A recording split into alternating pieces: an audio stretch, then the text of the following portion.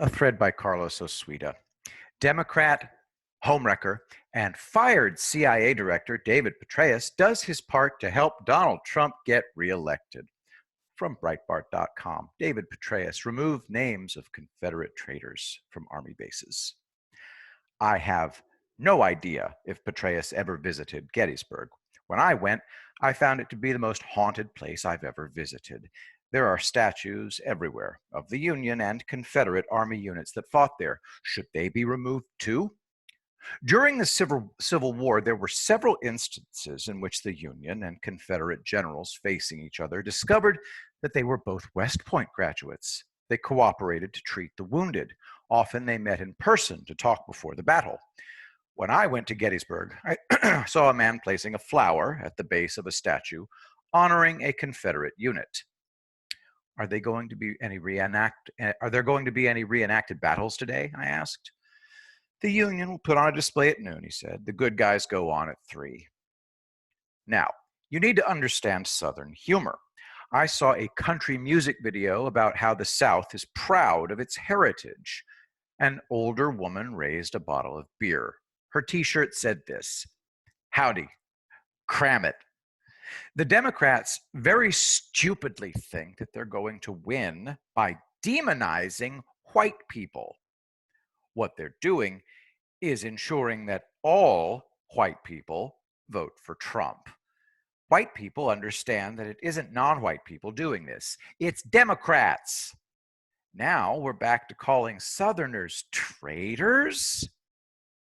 Petraeus got some very bad advice from a Judas goat, or he's a Judas goat himself. Given his nearly total lack of judgment, I pretty much exclude the second possibility. He had an affair with a total weirdo who was essentially a stalker. Neither Petraeus nor Broadwell express any shame or remorse.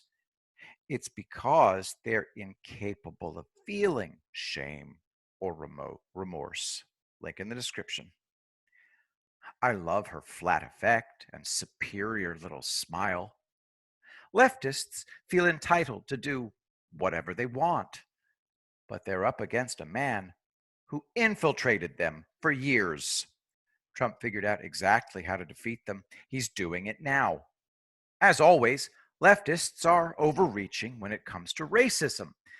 The Civil War was the worst thing that ever happened to this country, and nobody knows anything about American slavery.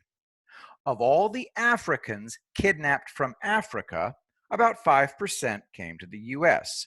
The first Africans in what became the US were Spanish explorers.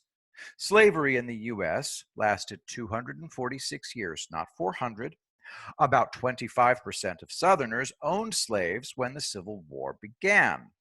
The South was an agrarian slave economy, but do you really want to judge today's Americans by the standards of 160 years ago?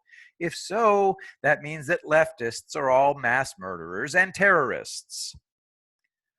From unodc.org, quote, "Modern terrorism can be traced back to 19th century revolutionary radicalism and in particular the emergence of anarchist, collectivist anarchist, and anarcho-communist groups." If we're removing all reference to Confederates, then we damn well better remove all references to leftists. Back to slavery in America. Institutions built on wealth generated by slavery are at the forefront of calls for government reparations while refusing to share their own wealth. American Slavery, Separating Fact from Myth, from theconversation.com.